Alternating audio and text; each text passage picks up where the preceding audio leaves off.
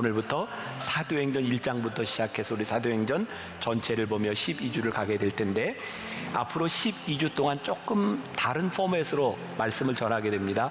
매주 우리 목사님들을 통해서, 어떤 팀들을 통해서 문제 제기를 하고 그 문제에 대해서 제가 답하는 형식으로 설교를 하게 됩니다. 오늘 첫 번째, 우리 청년부에서 오늘 말씀에 대한 물음을 저에게 던져줄 거고 제가 대답을 하도록 하겠습니다.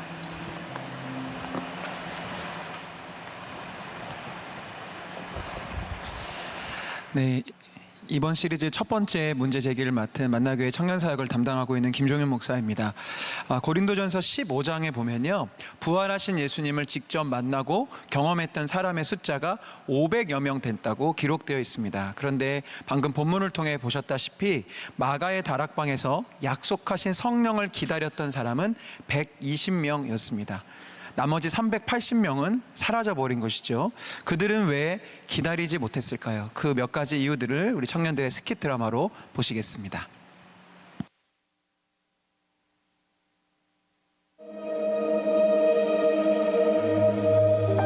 너희는 이 모든 일의 증인이라. 볼지어다, 내가 내 아버지께서 약속하신 것을 너희에게 보내리니 너희는 위로부터 능력으로 입혀질 때까지 이 성에 머물라. 다 거기 있어 마음을 같이하여 오로지 기도에 힘쓰더라.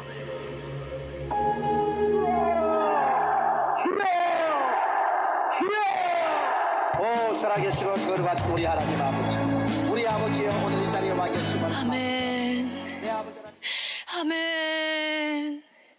주여, 주의 날에 속히 보이소서. 주의 날을, 주의 날. 오늘이 며칠이지? 9일? 장날이잖아. 아우, 달걀 사러 가야 되는데. 어머, 오늘 우리 아들 선생님도 만나기로 했었는데. 아, 맞다. 양털도 깎아야 하고 저녁밥도 차려놔야 되는데. 아우, 할 게 왜 이렇게 많은 거야, 정말.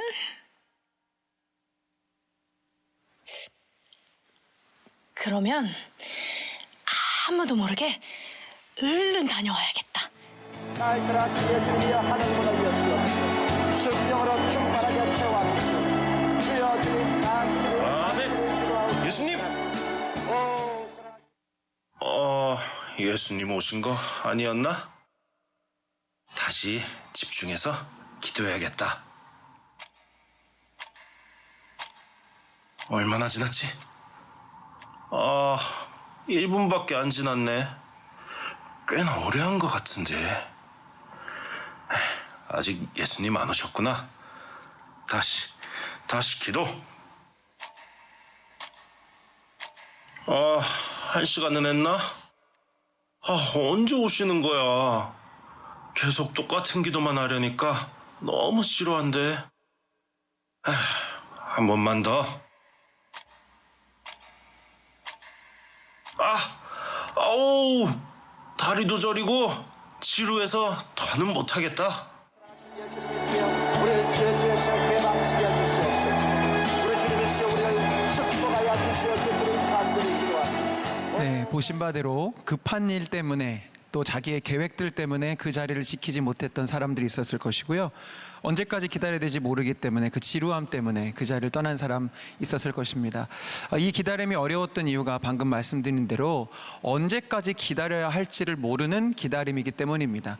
우리는 성경을 통해 결과적으로 이 기다림이 열흘의 기다림이라는 것을 알고 있지만, 그때 그 사람들은 그것이 열흘이 될지 10달이 될지 혹은 10년이 될지 모르는 상황이죠. 기약 없는 기다림의 공포 때문에 그들은 기다리지 못했을 것입니다. 또 다른 이유들을 함께 보시겠습니다. 우리를 불쌍히 보시고 우리를 극률히 도와주시옵소서. 내 아버지 하나님이시여, 우리는 예수 그리스도를 알고 주님 앞에 나가시고 우리의 죄를 사하여 주시는 예수님을 알고 나가시고 끝까지 싸워 이기게 하소서. 이기게 하소서. 승리하게 하소서. 이기게. 아이 참, 기도를 좀 조용히 하면 되지. 그냥 사방에다 들리라고 이렇게 시끄럽게 하는 거야. 우리 여기 모여서 기도합니다 하고 광고하는 거야 뭐야? 만에 하나 걸리면 어떻게 하려고? 깜짝이야. 방금 저 밖에 지나간 거 로마 병사 아니었나? 어제도 우리 옆집 아저씨 잡혀가던데. 잡혀가면 사람이 그냥 반 죽어서 오던데. 이거 걸리는 거 아니야? 나한테는 가족들도 있는데, 사랑하는 아내, 그리고 우리 아이들, 부양할 어머니도 계신데, 엄마 보고 싶다. 그래, 결심했어. 주여 신비여 간절히 기도하고 원하옵나이다. 머리 넘겨 발끝까지 고쳐주시옵소서. 예수님의 시야 주님께서는 우리를 죄주에서 언제까지 기도해야 하는 거야? 아니, 이렇게나 오래 하고 있는데 예수님 왜 안 오시지? 까먹으신 건 아닌가? 아니, 인간적으로 이쯤 하면 오셔야 하는 거 아니야? 아니지? 이거 오시긴 하는 거 맞아? 안 오시면 어떡해? 이러고 계속 기도해도 안 오시면 어떡하냐고 이거.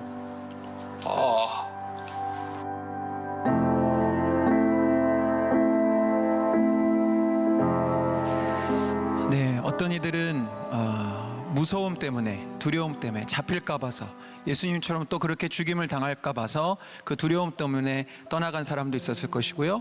그 두려움이 깊어지다 보니 확신마저 사라져서 그 자리를 지키지 못했던 사람도 있었을 것입니다. 그들이 기다렸던 장소 자체가 굉장히 위험했습니다. 우리가 마가의 다락방이라고 이야기하는데요. 사진 한 장을 보시면 마가의 집은요, 예루살렘에서 상부 도시, 그러니까 잘 사는 사람들이 사는 동네에 있었고요. 그 당시 대제사장보다도 훨씬 좋은 집에 살고 있었다고 합니다. 그러니까 모든 사람의 이목이 집중될 만한 굉장히 고급스러운 집이었고요. 거기에 있는 다락방이라고 하는데, 그 다락방은 2층 집을 의미합니다. 저기 사진에 보시는 바대로 모두에게 오픈된, 공개된 공간이 바로 마가의 다락방이었죠. 그 자리에서 모인다는 것 자체가 굉장히 큰 두려움이었을 것이고요. 왜냐하면 바로 며칠 전에 예수님이 이 예루살렘 바로 근처에서 십자가 처형을 당하시지 않았습니까? 그래서 그들은 많은 두려움 때문에 어쩌면 그 자리를 지키지 못했을 것 같습니다.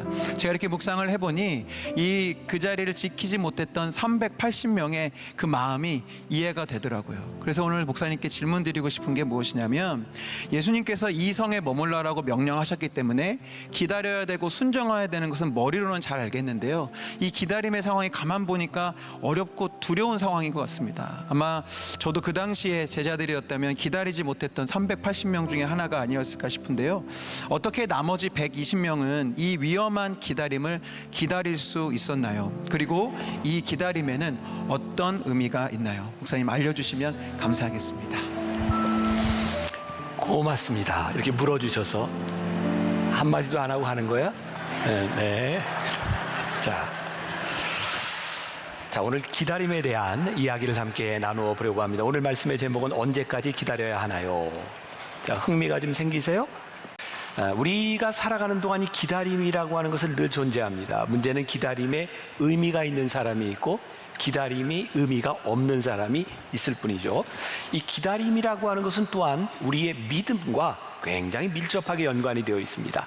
우리가 하나님을 어떻게 믿는가라고 하는 것은 우리의 신앙에, 우리의 삶의 기다림과 연관이 있는 거예요. 오스왈드 챔버스 목사님의 책이죠. 산상수훈에 보면 이런 구절이 있어요. 예수님께서 주님의 제자들에게 하신 가장 위대한 말씀은 벌이라는 것이다. 제자로 부름받을 때 우리는 주님의 말씀에 삶을 걸고 주만 온전히 신뢰해야 한다. 주님께서 우리에게 모험을 하게 하실 때 그 순간을 놓치지 말고 잡으라. 굉장히 멋있는 말입니다. 주님께서 우리에게 모험을 하시게 할 때 놓치지 말고 잡으라. 어쩌면 이 기다리라고 하는 이 말씀이 우리 신앙인들에게 모험적인 것은 아닐까라는 생각을 하게 되기도 합니다. 오늘 문제 제기를 통해서 우리들이 생각해 보려고 하는 것, 만일 이 사람들이, 이 초대교회 사람들이 예수님의 명령에 따라 기다리지 않았더라면 어떻게 되었을까라는 생각도 해보게 됩니다. 우리들의 삶에는 늘 선택의 순간이 존재하는 거죠. 기다리든 기다리지 않든, 자, 누가복음 24장 48절과 49절의 말씀을 제가 읽어드리겠습니다.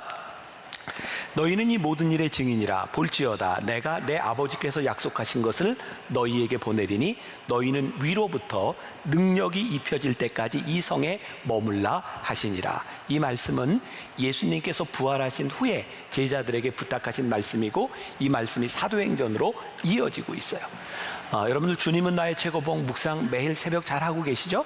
저는 이제 미리미리 준비를 하니까 아직 여러분들이 듣지 못했을 텐데, 주님은 나의 최고봉 중에 주님의 인도하심이라고 하는 부분이 있어요. 거기에 이런 말이 나오더라고요. 떠나라 기다리라. 주님께서 우리들에게 떠나라 라고 말씀하실 때는 내가 거기서 역사할 거야 라고 하는 약속이 있고, 너희에게 기다려라 라고 말씀하실 때는 여기서 역사를 경험하라는 거예요. 그러니까 예수님이 우리들에게 기다리라고 말씀하셨을 때는 그 기다림 가운데서 우리들이 경험해야 되는 역사가 있는 거죠. 누가복음에 보니까 이 성에 머물라라고 했는데, 이 성이 어디인가? 우리 김종윤 목사님을 통해서 보았지만 예루살렘에 있는 그 마가의 다락방, 그 성이에요. 예루살렘이 어떤 곳이에요? 예수님께서 십자가에 못 박히신 곳이 바로 예루살렘 위에 골고다 언덕입니다. 그러니까 예수님이 십자가에 못 박히셨다고 하는 것은 그 시대를 살고 있던 예수님을 따르는 사람들에게 굉장히 위협이 되는 곳이었어요. 오늘 예수님의 기다리라고 하는 이 말씀은 두 가지의 공포가 존재한다고 생각해요. 하나는 장소적인 의미에서 예루살렘이라고 하는 그런 공포죠. 또 하나는 시간적 의미에서의 공포일 것 같아요. 제일 힘든 게 기약 없이 기다리는 것 아닐까요? 아까 이야기가 되었지만 우리는 알고 있지만 지금 이 사람들은 얼마나 기다려야 될지 모르는 상황 가운데서 이 기다림은 결코 쉽지 않았겠다. 500명의 사람들 이야기를 했는데, 이 말은 고린도전서 15장 6절에 사도 바울이 이렇게 편지한 곳에 나와 있어요. 그 후에 언제 예수님 부활하신 후에 500여 형제에게 일시에 보이셨나니 그 중에 지금까지 대다수는 살아있고 어떤 사람은 잠들었으며.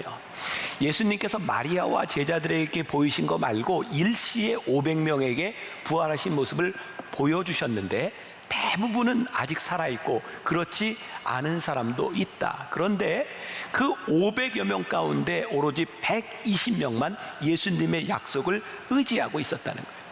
제가 이 말씀도 우리 묵상팀들에게 제가 설교문을 이렇게 주고 묵상을 이렇게 나누는 그런 시간을 갖는데, 제가 여러분들이면 500명 중에 380명에 속하겠습니까? 120명에 속하겠습니까? 물어봤어요. 자, 여러분들은 어디에 속할 것 같아요? 우리 믿음 없는 김종윤 목사님은 380명에 속했을 것이다 라고 이야기를 했는데, 우리 묵상팀들은 진짜 고민하며 어떤 대답을 했냐면 우리는 120명에 속했을 것 같습니다 라는 고백을 해줬어요. 여러분들은 과연 어디에 속한 사람이었을까요? 우리가 이 시대에 살고 있었다면, 그 시대에 살고 있었다면 우리는 120명이었을까? 380명이었을까? 기다리지 못한 380명에는 어떤 이유 때문에 떠나갔을까? 조금 전에 우리 스키 드라마를 통해서 그들은 무서움과 또는 기다림, 그것이 지루해서 떠나갔을 것이다 라고 이야기를 했죠. 여러분, 500명이 다 예수님의 부활을 목격한 사람이었어요. 그런데 그 진실을 알고 있음에도 불구하고 공포라고 하는 것은 우리로 하여금 얼마든지 떠나가게 만들 수 있는 거예요. 요즘 우리나라 법에 그런 거 있죠. 공익신고자 보호하는 공익제보자 보호법이 있어요. 진실을 알고 있는데도 이 진실을 말했을 때 나에게 돌아올 불이익과 고통, 이런 것 때문에 진심을 말하지 못하는 거죠. 그러니까 그 당시에도 예수님의 부활을 분명히 믿고 알고 있었지만 무서움으로 인하여 떠나간 사람이 있었을 거예요. 또 하나의 가정은 제 생각인데요, 이 380명이 예수님의 부활을 분명히 알고 있었다고 하는 그런 상황, 또 예수님이 십자가에 달리시던 그때가 6월절이었어요. 그거 알고 계시죠? 6월절 십자가에 달리셨어요. 그리고 예수님께서 40일을 부활하셔서 제자들과 함께 계셨어요.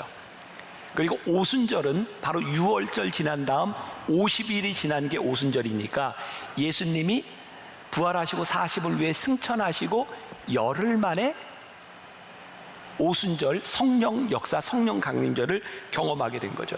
자, 40일 동안이나 예수님의 부활 그리고 예수님과 함께 있었던 제자들은 얼마나 가슴이 벅찼을까요?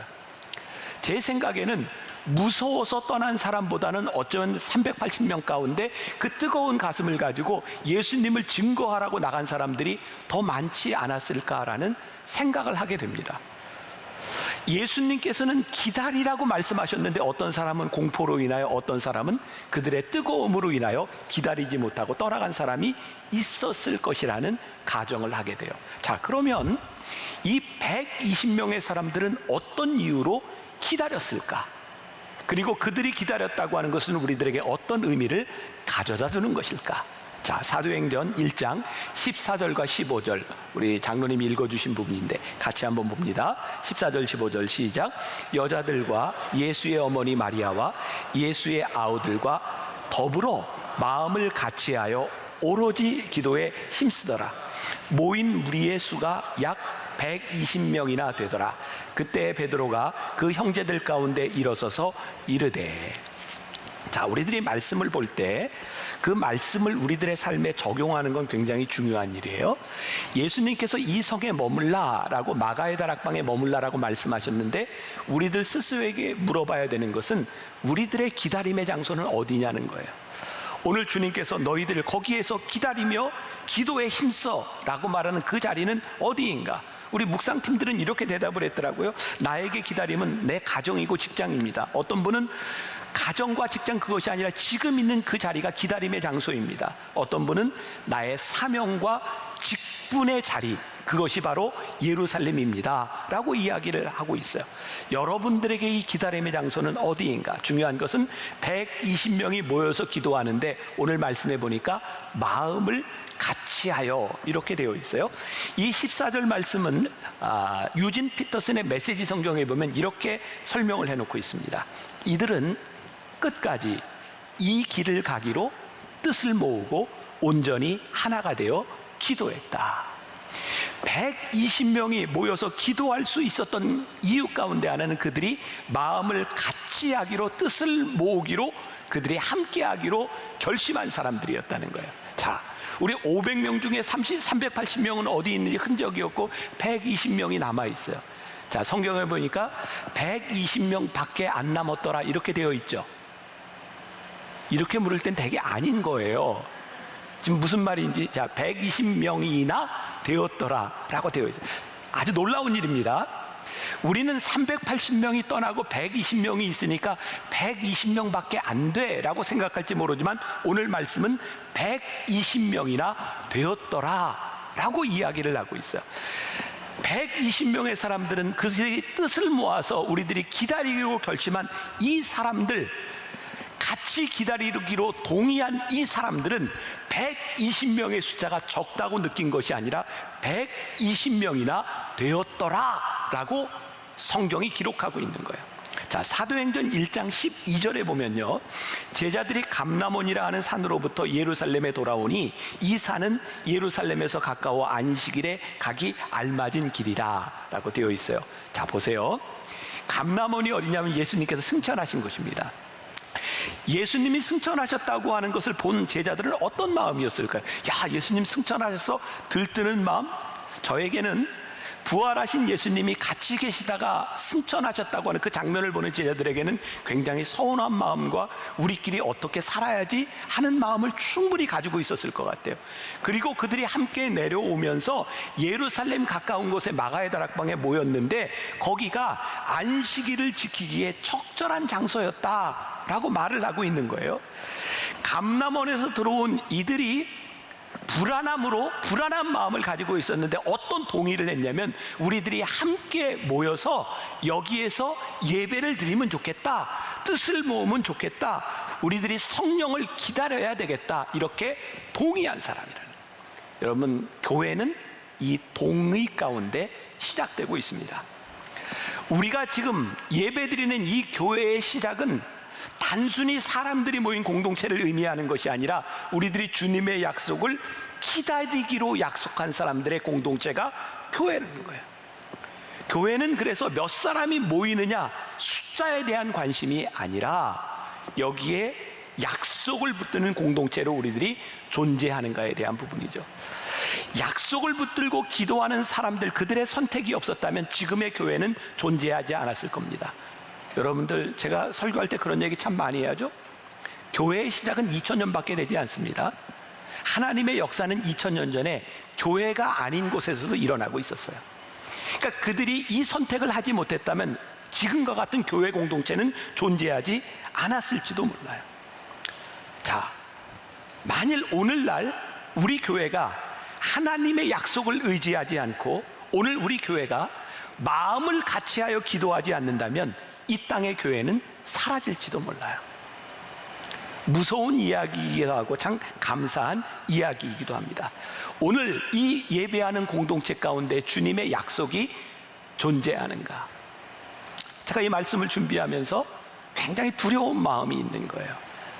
하나님, 제가 여기에서 설교하는데 저는 설교할 때 저의 이야기를 하고 있습니까? 주님의 약속을 선포하고 있습니까? 저에게만 이런 두려움이 있어야 되는 것이 아니라 오늘 말씀을 듣고 있는 여기에 모인 여러분들에게 동일한 두려움이 있어야 되는 거예요. 하나님, 우리가 하나님을 예배하겠다고 여기에 모여 있는데 우리는 주님의 약속을 붙들고 한 마음으로 기도하는 공동체입니까? 아니면 여기에 모여서 우리들이 내 생각을, 내가 원하는 것을 끊임없이 이야기하며 다툼을 만들고 있는 존재들입니까? 만일 우리들이 이 약속에 근거하지 않는다면 하나님은 이 교회를 통해서 더 이상 일하시지 않을 수도 있다는 거예요. 제가 여러분들에게 많이 이야기했던 거죠. 제가 교회론에 대해서 설교를 하면서 교회는 건물이 아닙니다. 교회는 건물이 아닙니다. 근데 이 사도행전 말씀을 제가 준비하면서 12주를 지나가면서 저에게 정말 다시 한번 하나님이 확신을 주시는 거예요. 하나님, 교회는 건물이 아니군요. 하나님의 약속을 붙드는 믿음의 공동체들, 하나님의 약속을 기다리는 그 공동체가 교회이군요. 이 교회를 다시 바라보게 하여 주옵소서. 참된 공동체에는 하나님의 약속을 바라보는 기다림이 존재하는, 제가 교회는 건물이 아니다라는 말을 했어요. 근데 또 제가 뭐 예배를 강조하려고 해요. 여러분,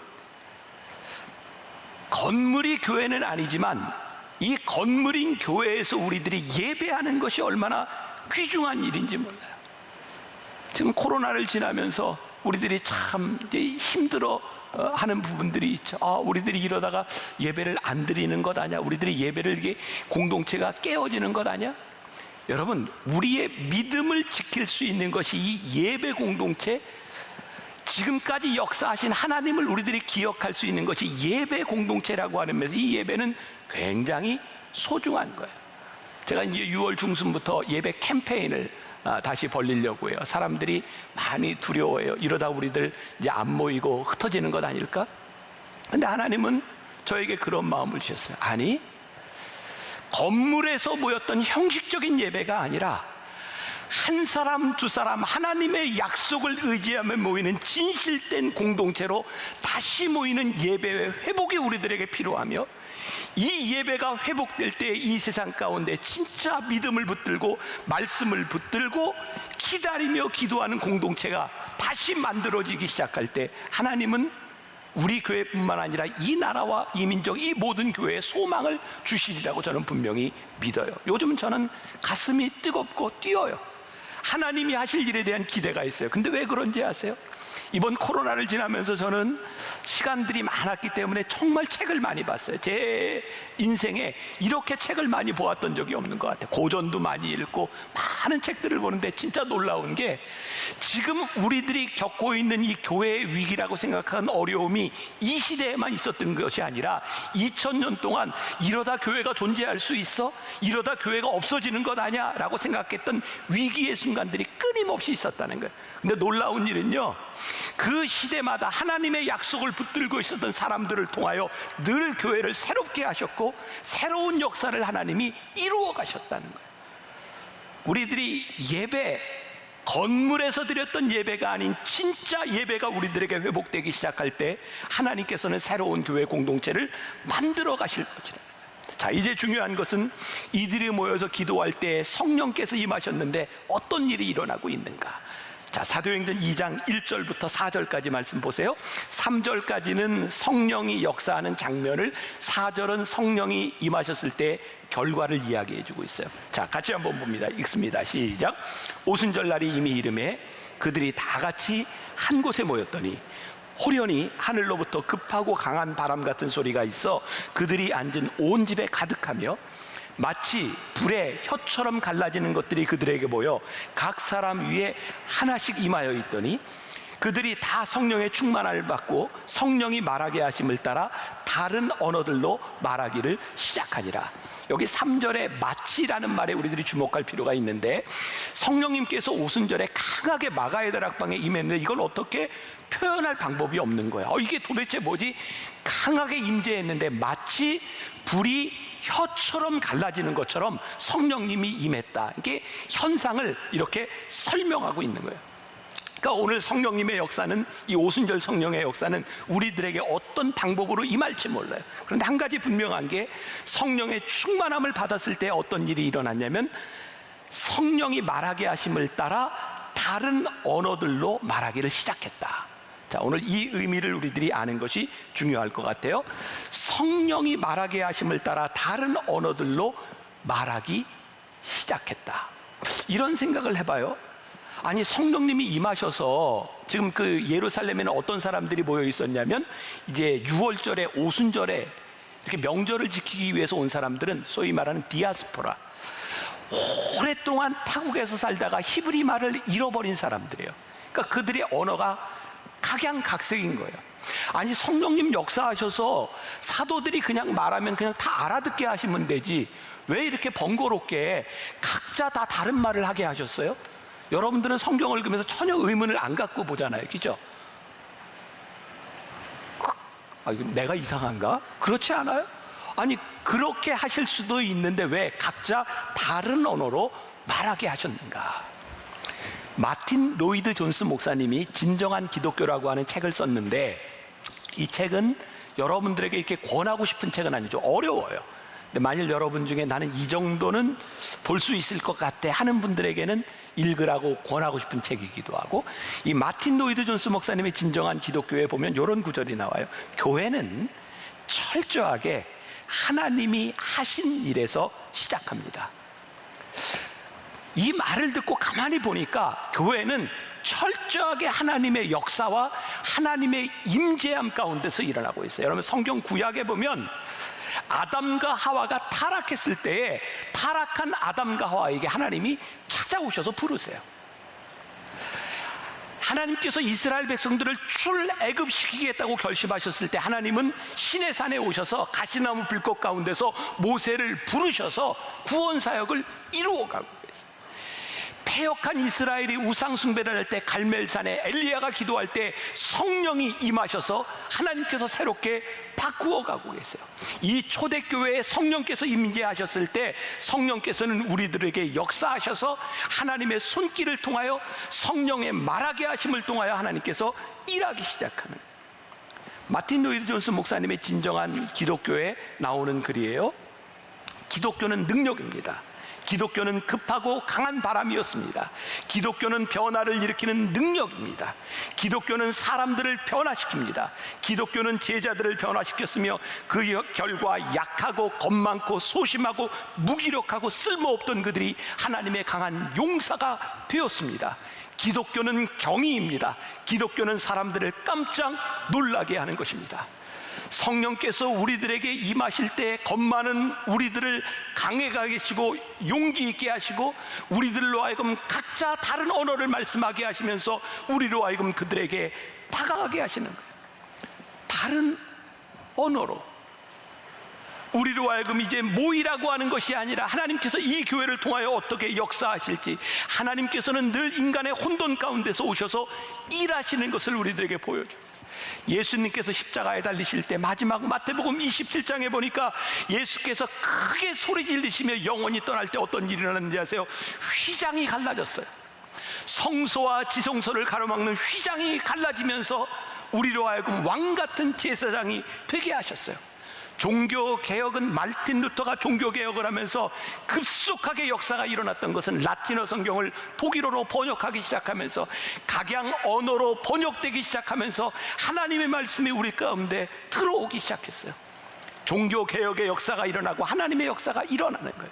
그러니 여러분들이 하나님을 믿는다고 하면서 하나님의 말씀이 여러분들 가운데 들어오지 아니하고 하나님의 말씀이 우리 가운데 역사하지 않는다면 우리는 교회로서의 기능을 할 수 없는 거예요. 자, 이번 이제 코로나를 지나면 이제 1년 반 가까이 지나갔어요. 교회들이 얼마나 많은 고민들이 빠졌었는지 몰라요.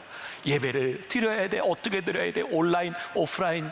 예배당에 모여야 되는 거야? 어떻게 하는 거야? 저는 굉장히 놀라운 사실을 하나님이 깨닫게 하셨어요.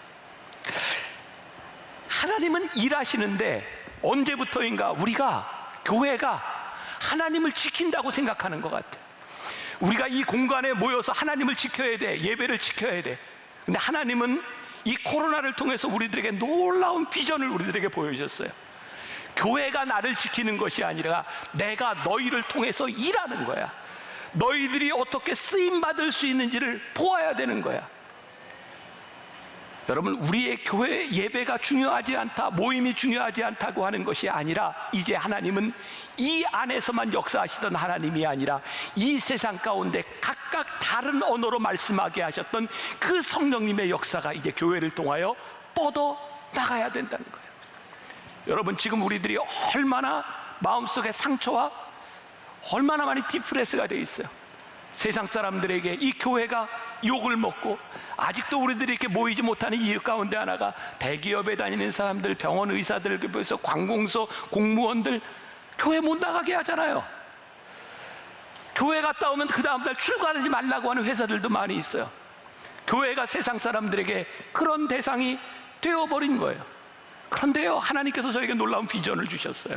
제가 지지난주에 부산에서 통일국제포럼에 참석해서 줌으로 전 세계 사람들과 이야기를 하면서 하나님이 저에게 가슴 뛰게 하셨는데, 지금 이 시대에 한국교회가 하나님 앞에 놀라게 쓰임받을 수 있는 일이 있다.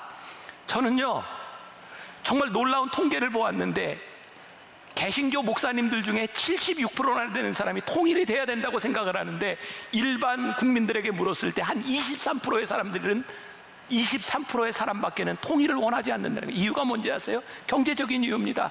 통일되면 우리들이 감당해야 될 경제적인 너무 많은 것들을 우리들이 희생해야 된다는 거예요. 그런데요, 하나님을 믿는 사람들은 그렇게 생각하지 않는다는 거예요. 그 땅에 있는 백성들을 사랑하며 생각하며 울며 기도하고 있다는 거예요. 하나님, 우리 교회가 이제, 아니 한국교회가 하나님 일하시는 새로운 일에 눈을 뜨게 하여 주옵시고, 지금까지 교회가 하나님을 지키는 것이 아니라 그렇게 생각했던 건물에 갇혀진 우리가 일하시는 하나님의 말씀을 가지고 이 세상으로 나가는 공동체가 되게 하여 주옵소서. 우리가 기다리며 기도하며 하나님의 일하심을 보아야 될 때가 온 거예요. 여러분 보세요. 380명의 사람들이 공포로 인하여 떠났던, 적어도 제가 생각하기에는 380년 중에 정말 많은 사람들이 예수님 만난 감격을 가지고 복음을 전했으리라고 생각하는데, 성경 어디에도 그 380명이 무엇을 했는지 기록되어 있지 않다는 거예요.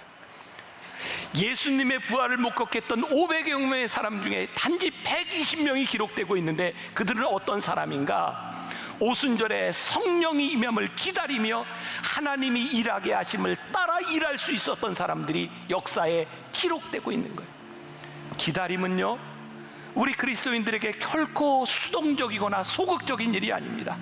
하나님의 약속을 믿으며 기다리는 사람들, 이 기다림은 우리의 신앙의 가장 적극적인 우리의 믿음의 고백인 거예요.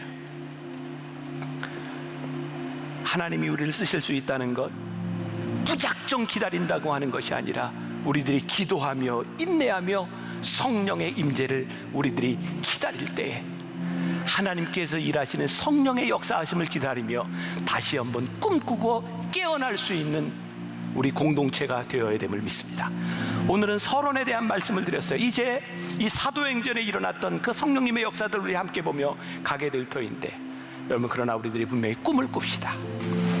기다림은 우리들에게 수동적인 것이 아니라 우리를 가장 적극적으로 만들어주는 기다림인 것을, 그리고 우리들이 함께 모여 예배하는 우리들, 하나님을 예배하기로 마음을 모으고 결심한 믿음의 공동체들이 모여서 새롭게 하나님의 역사를 만들어가는 저와 여러분들, 우리 교회가 될 수 있기를 주님의 이름으로 간절히 축원합니다.